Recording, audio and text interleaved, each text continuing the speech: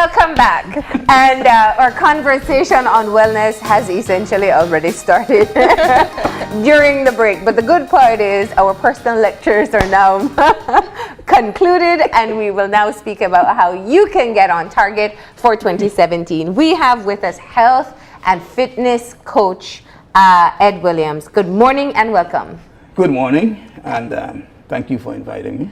Ed, we know you are a forever advocate in terms of getting people motivated to get healthy. Right. And I joked with you that this is your busy season when people start coming in and wanting to make those changes. Now, there are several reactions to that. Some say, oh, they're not serious if they come in. What's your take when someone comes in and says, Ed, this is the year, I'm gonna get healthy. Not necessarily slim, not necessarily lose weight, not just with the focus of getting healthy. What do you do? I love it because there has to be a start. Yeah. For a lot of people, procrastination is killing them. And whenever you reach, for whatever reason, a point where you say,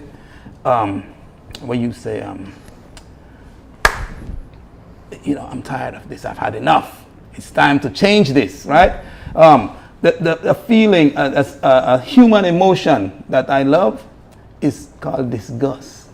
If you know, this is a very motivating human emotion.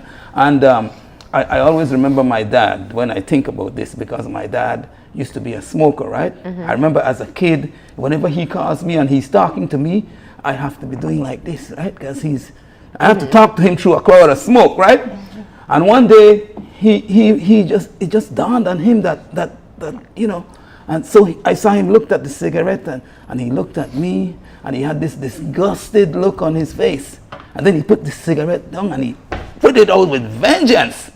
Now, I didn't know this, but later on when I grew up, he told me, do you remember that time when I was talking to you? And I said, yeah, I remember, of course, I can't forget. He said, that was the last cigarette I smoked. Wow. This is the power of disgust. If you know, a lot of people need all kind of help to quit smoking. But with this emotion, it will enable you to make the changes in your life that has been bugging you for years and years and years. So when people reach that point, for whatever reason, where they say, okay, I got to do this, I encourage it.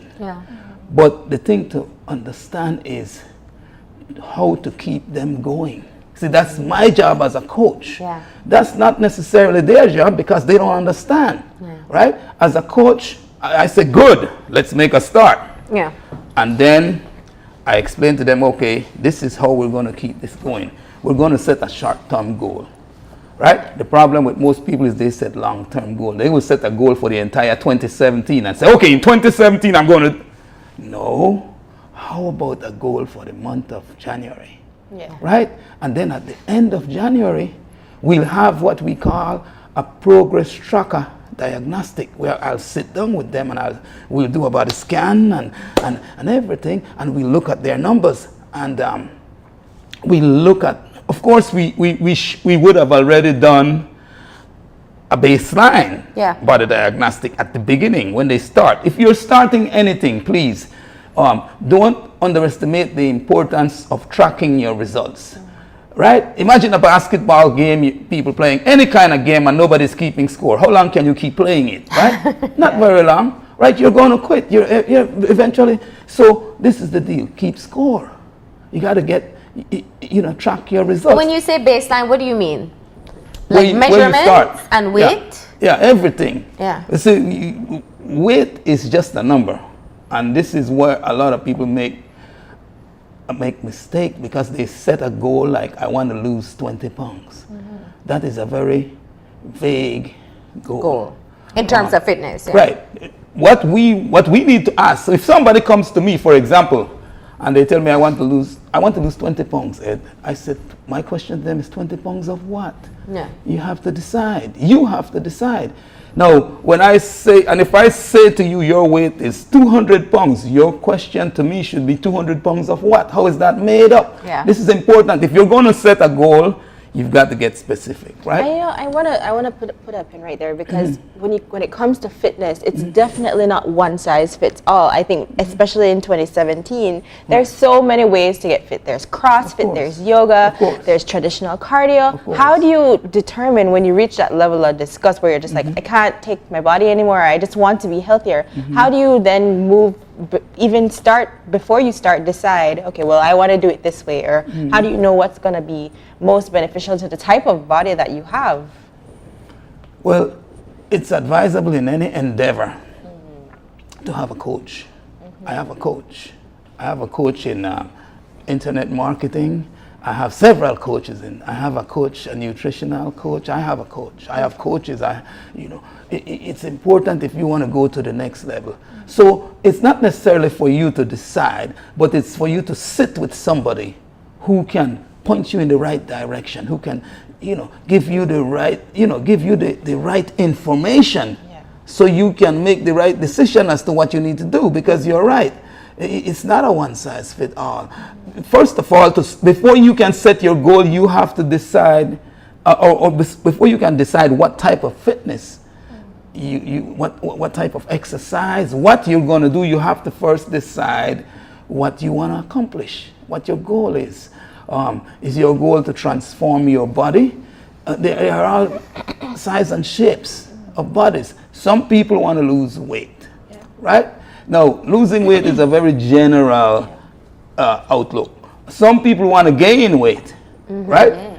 But let's talk about what is desirable, or has more longevity. Right, but I'm looking at more like what you should lose, as opposed to what you can't afford. You should always want to lose fat. Exactly. That's it. No, and as far as gain, you should always want to gain lean muscle. Yeah. But see, the problem is a lot of people don't know this. Yeah. Because so if you look at just numbers, you may lose muscle, or you might lose muscle and your numbers go down, but you don't lose fat. When that happens, this is where this weight loss roller coaster comes into effect. Right? So, Ed, I want to go back to some of the things we were saying in terms of somebody comes in, and it is so hard for some of us. If we're kind of like borderline where we want our body to be, it's easier to get back into a gym mode or exercise. But I want to talk about a group of persons that it is very hard, even psychologically, to work. Right. And those are the people who are very obese. They're very large. They probably have maybe 100, 200 pounds to lose of fat. And they look at fitness workouts, and they see jumping and running and all this very rigid exercise, and their body would go in complete shock if they do something like that. Talk to them about how you can work with them to move them, because it's an incremental type process to get started on that weight loss goal, because it's hard for them to even imagine starting the process, even more so being successful. These are my favorite people to work with, right? Just so you know, I love working with people like this because, frankly speaking, exercise is overrated, right? Exercise is really only 30% of the equation that's necessary to transform your body. But as far as people that are grossly overweight, first thing we have to do is, of course, we have to do a body scan. And then we have to look at the reality. If you have 200 pounds of fat, I will tell them, you're carrying around another person. It's time to leave that person along the way. It's time to drop that person. And I will emphasize it because, like I said earlier, this emotion of disgust, I want to stir it up inside of them so they have that engine below their hood to keep going. Now, in the beginning, they don't have to kill themselves with exercise. Matter of fact, exercise is the last thing that we'll talk about.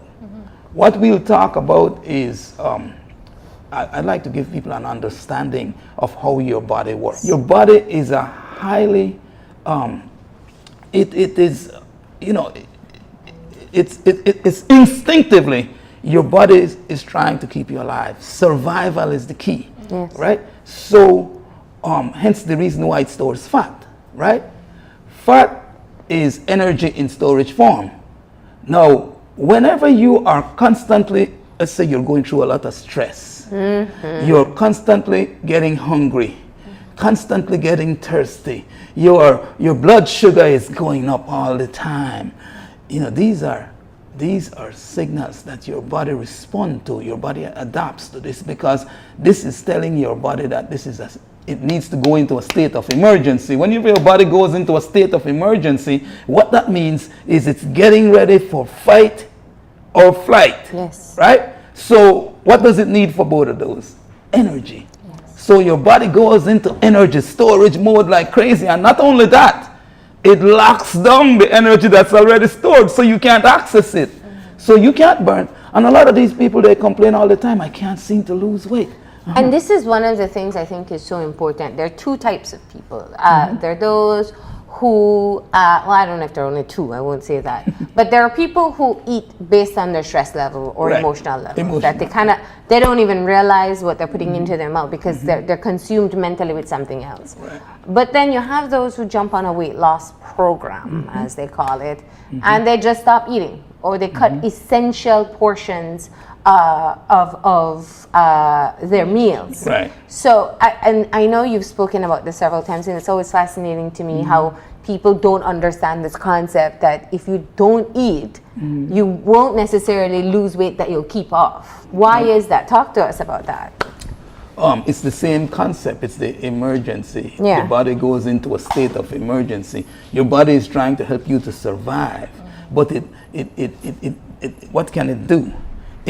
It will protect the body fat that's stored, because then there may be a famine or something. Yeah, it doesn't know where next source of energy will come from. So it'll protect that, and then it will always strive to store more fat, right? Now, this is just your body, but this highly adaptive nature of your body, you can learn to make it work for you instead of against you. And this is where, when I'm sitting down with these people, this is what I try to educate them about, right? But even before that, what's important is getting the head together, right? Getting the thoughts together, getting, you know, our as human being, we have a brain that is more powerful than any computer man has ever made and will ever make. But the problem is that we only use a small portion of that, maybe a little less than 10%. Yeah. It's like like an iceberg. You know, you have like 10% sitting on the top, and below you have this huge iceberg. Well, that part of the brain is what runs our life. Yeah. It's the subconscious, right? Or the unconscious. Some people call it the unconscious mind. That's what runs our lives. And we program it. We either program it ourselves, and a lot of times we are programming it negatively, right? Negative self-talk. You know, don't underestimate the power of self-talk. Don't underestimate the power of visualization. Athletes know this. All athletes, all professional athletes, because they spend a lot of time visualizing where they want to be and how they want to, you know, to their routine. They will go through it in their head many times, right? But the thing is this, that subconscious mind is what controls it. We call it like your autopilot. Yes. It's like an undercurrent that's taking you in a direction. You want to go this way, but it's taking you this way, and you want, well, what's happening here, right? You're at conflict with yourself, right? So, but the thing to understand is that if you're not programming it, then who is? This is a question. And a lot of us are programmed by the food manufacturing industries, right? They program that computer. So we are gravitating towards certain foods that they want us to buy, but it's not necessarily in our best interest. So now let me go back to the issue of the people who are still on their starting the resolution. You had success in terms of having people who start the program in January and stick with it and lose the weight they want to do, or get their body in the condition that they want to do. what do you find are some of the keys to success in these persons? What makes someone who starts in January and become a person who regularly exercises and healthier versus somebody who starts in January and ends by March? What's the difference between the two personalities? Okay, one is mindset. The most important one is mindset. And we try to set this right at the beginning, right? That's one of the reasons why it's so important to have this consultation, this sit down with people and talk to them about this so they can have the right mindset. Then, because remember now, we're talking about the power of the mind, the subconscious mind. So this is the autopilot. You know, some people, there are lots of people who they seem to just go from one success to another effortlessly. And you wonder, they must be gifted. They're not gifted. They don't have anything you don't have, right? They just learn how to use what they have better than you do. That's all. So they know how to program that subconscious mind. So it's like they're on autopilot, right? And they're just, you know, and then there are some people who go from one failure to the next, right? Why? So you find it's more about the mental mindset is very important. It's very important. In addition to that, though, in order to keep going, like I mentioned before, you have to utilize the power of results, the motivating power of your results. I always say this: results is the name of the game. So we have to track results. Each time you track results, what happens? We look at it, and even if it's not so great an improvement, much less if it's even greater, you get fired up and you're ready to go. A lot of times when I sit down with people, I say, okay. They said, after a month, I would sit down and show them their results, and they say, oh man, I'm raring to go. Let's go ahead. I want to make a determination for the rest of. No. I said, not the rest of the year, just for the next month. We're going to meet again at the end of February. We're going to do this. We're going to go through this exact routine that we're going through at the end of February. And before you know it, it's going to be the end of the year. And then you will look back and say, wow, right?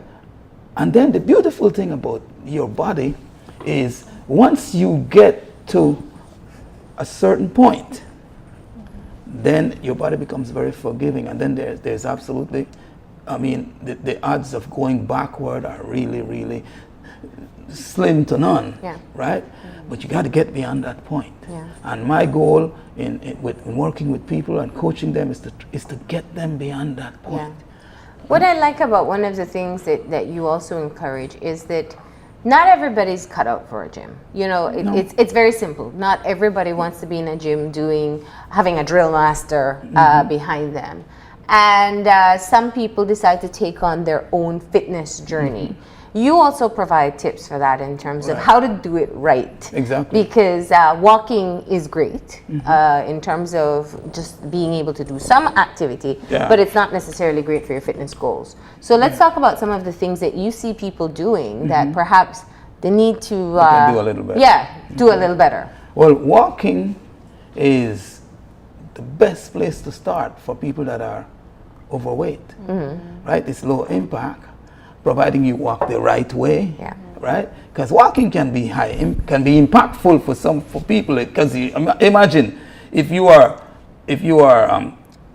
300 pounds, right, and you are stomping, right? So now it's like you're carrying 600 pounds on you, right?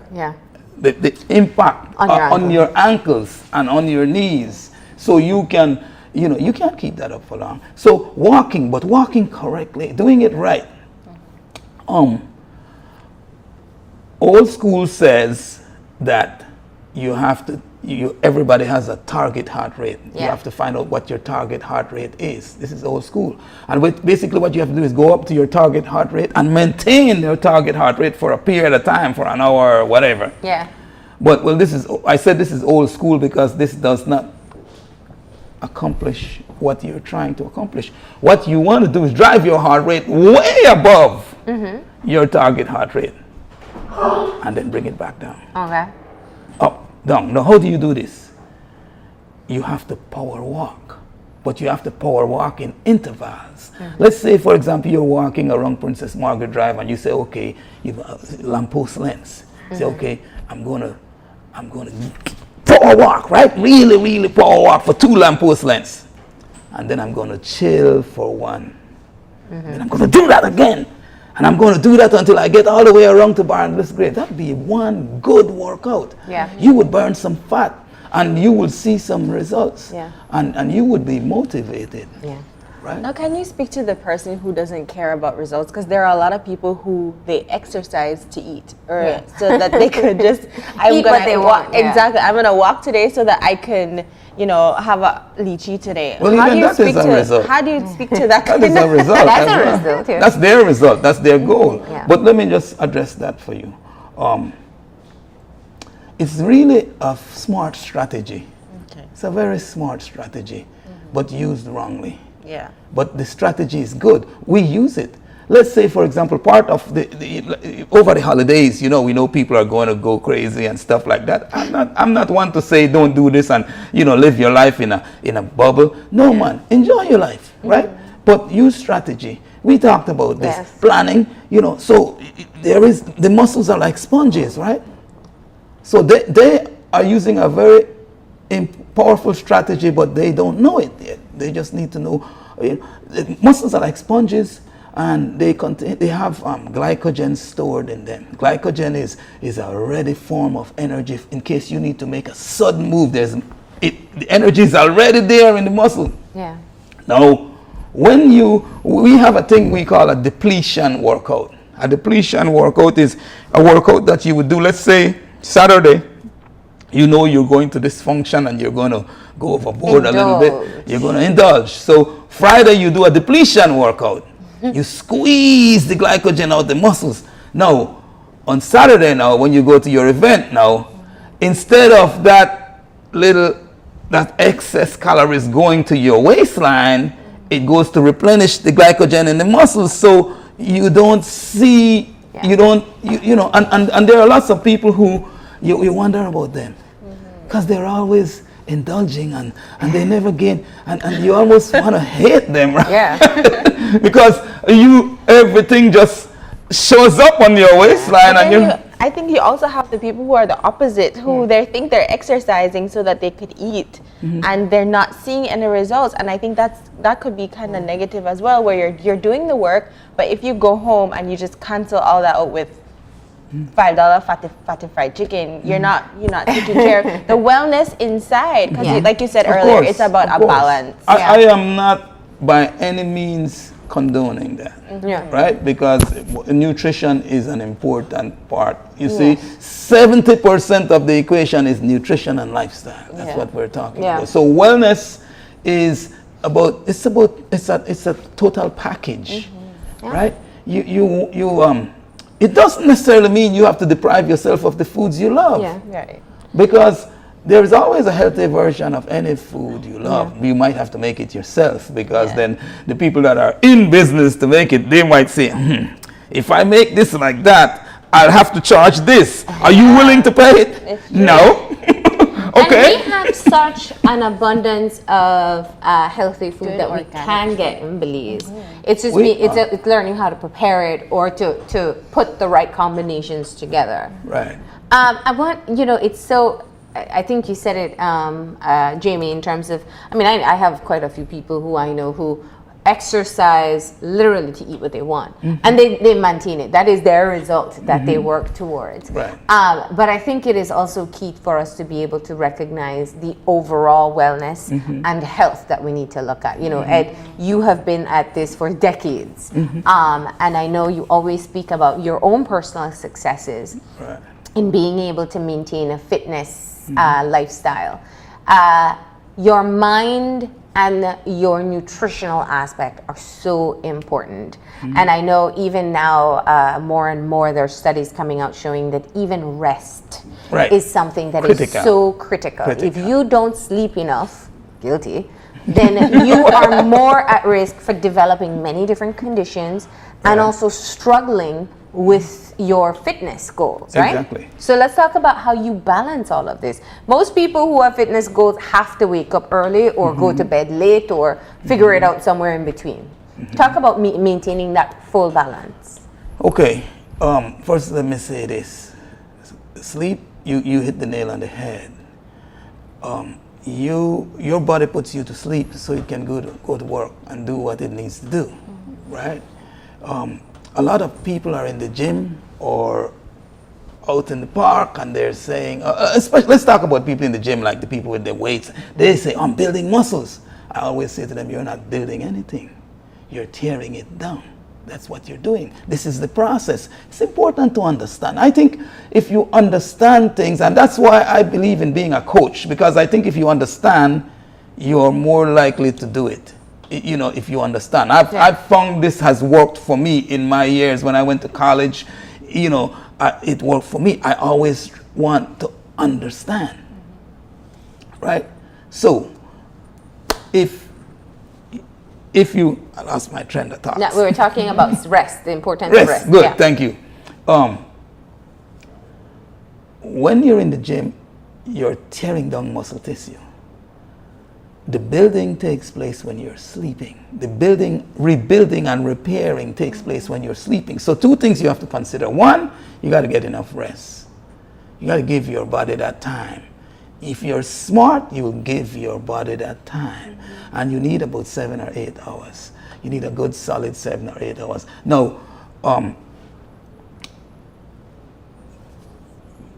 basically, when you're sleeping, your body is going through the process. But the other thing I was thinking about is this: you have to give it the wherewithal. See, in order to do it, because so that the thing, what it needs to work with. See, a lot of people try to build muscle, build lean muscle, and they don't, and they're losing muscle. And we ask, why am I losing muscle? Each time we do that body scan and we look at body composition, and they say, okay, so I will look at them and I say, okay, there's several reasons for this. Stress is one, or you need to build your meals around the protein. You're not getting enough protein. Maybe I might recommend a protein supplement, a nice tasty shake in the evening before you protein shake in the evening. It's very nice. I have one every evening, right? Mixed with oatmeal. I blend it with oatmeal and, with banana and stuff, and it's very nice. So. Yeah. But you have to make sure your body have this and if you don't. So it's balance. Ultimately, it's balancing out proper eating, getting in enough exercise, and resting. Yeah. Now, my final point, Ed, is one I think we've talked about off camera quite a bit, and it's how parents influence children.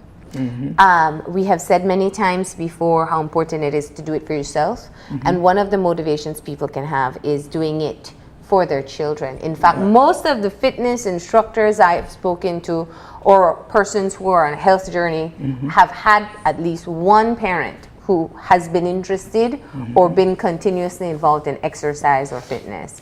So it seems to be something that passes on. We know children do what they see their parents do. So let's talk about how parents can help children who are borderline obese or actually obese to get them moving. Okay. Well, I can give you an example. Yeah.